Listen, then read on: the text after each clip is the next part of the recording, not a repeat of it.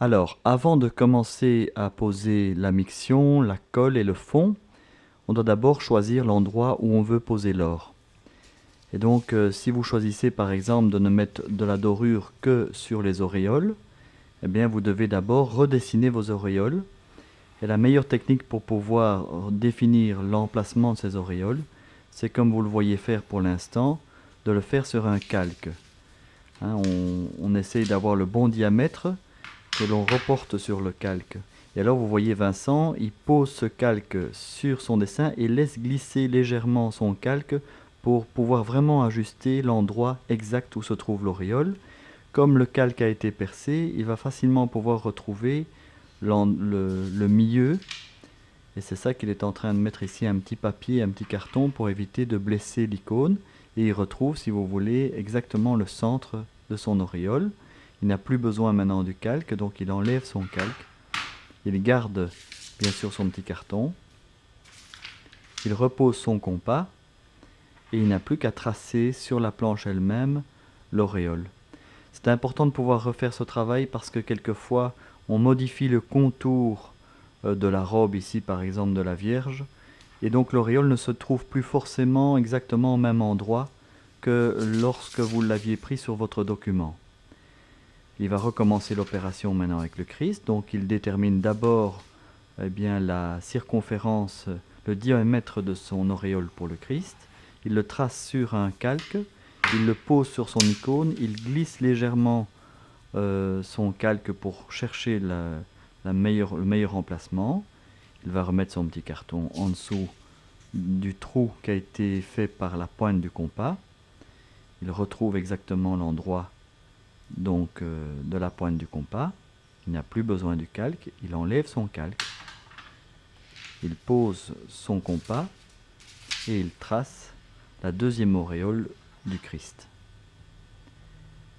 Alors c'est important de faire cette opération si vous ne mettez que les auréoles en or, mais n'oubliez pas également si vous choisissez de mettre les auréoles en or et le fond en or mais non pas le cadre, que généralement l'auréole déborde légèrement sur le cadre et donc vous devez quand même faire cette opération.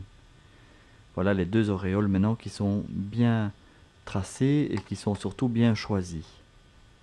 Nous allons pouvoir passer à l'étape suivante qui est la pose de la miction. Alors pour la miction, vous voyez, on prend ici d'abord ce bol d'Arménie. Avant de poser la colle, on met d'abord une sous-couche qu'on appelle le bol d'Arménie. Avec une petite palette, vous prenez ce produit qui est tout fait, qui est simplement de l'ocre rouge mélangé avec une petite colle. On le met dans un godet et on va le diluer avec beaucoup d'eau.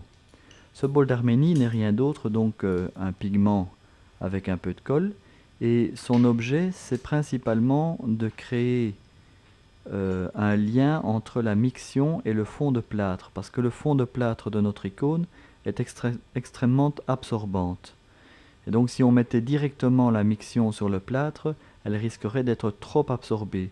Alors pour contrarier cet effet d'absorption qui est trop fort, on met d'abord le bol d'Arménie. Ça peut prêter à confusion parce que le bol d'Arménie, dans d'autres techniques de dorure, est utilisé comme colle. Mais donc nous l'utilisons uniquement comme couche de fond, comme préparation à la pose de la colle qu'on appelle la miction. Remarquez que Vincent remet beaucoup d'eau, donc il faut vraiment faire une flaque très liquide et bien mélanger. En général, le bol d'Arménie est broyé extrêmement fin et donc il est très fin à poser.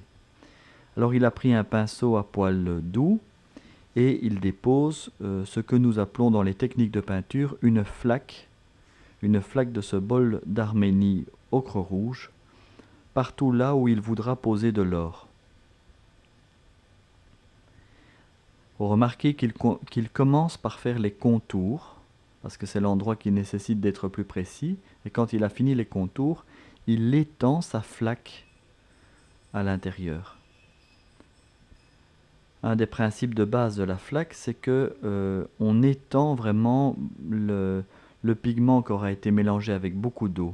Et on ne tire pas la couleur, on se contente d'étendre une flaque très liquide. C'est ce qui permet d'éviter d'avoir des coups de pinceau.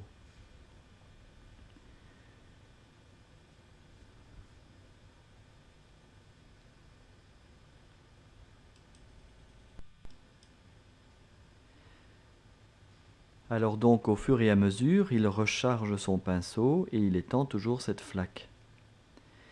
Il vaut mieux évidemment être précis parce que la pose de l'or amplifie le moindre défaut qu'il y a en dessous. Si par exemple votre plâtre n'est pas bien poncé, qu'il est griffé, il ne se voit pas forcément à l'étape de plâtre, mais quand vous allez poser votre feuille d'or dessus, il va amplifier le moindre défaut du fond. Donc il faut être particulièrement précis et précautionneux pour la préparation du fond sur lequel vous allez mettre la dorure.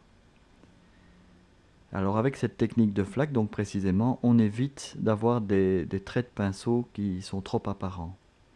Alors on peut éventuellement, si nécessaire, faire plutôt 2 flaques de bol d'Arménie fines plutôt qu'une moyenne comme vous voyez ici, parce que si vous mettez une flaque qui est trop lourde, qui est trop chargée en bol d'Arménie, vous aurez des épaisseurs qui risquent de se voir.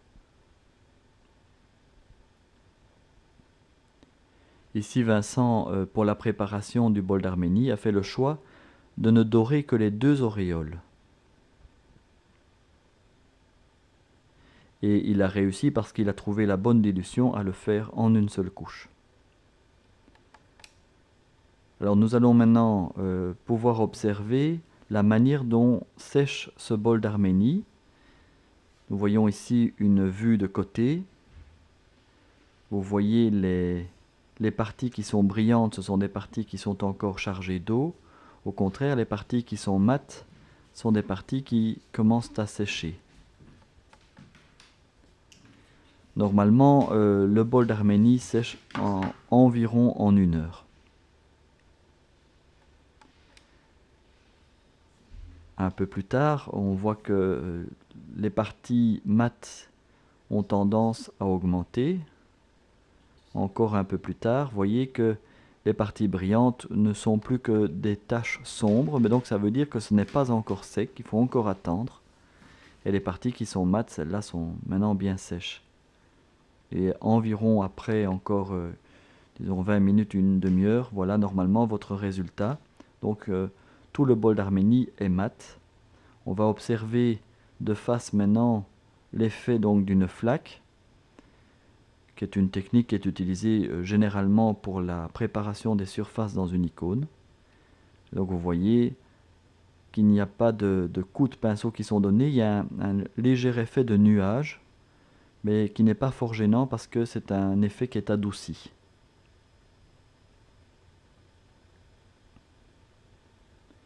Alors quand vous êtes sûr que votre bol d'Arménie est vraiment bien sec, on passe à la dernière étape.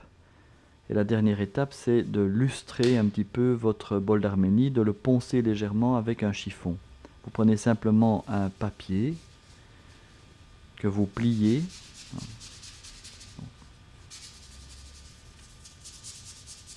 Et vous venez simplement sur votre bol d'Arménie frotter comme si on cirait une chaussure. D'ailleurs, ça a le même effet.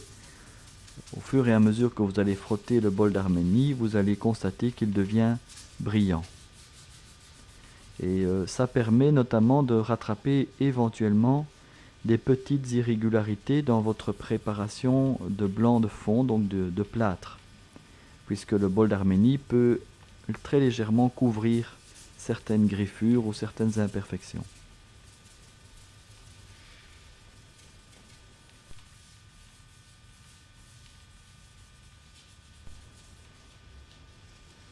Voilà, maintenant votre préparation est prête pour recevoir la miction. Votre bol d'Arménie a été posé, il a séché et vous l'avez fait briller en le frottant avec un chiffon de papier. Vous voyez que c'est uniformément brillant et donc votre support est prêt pour la seconde étape.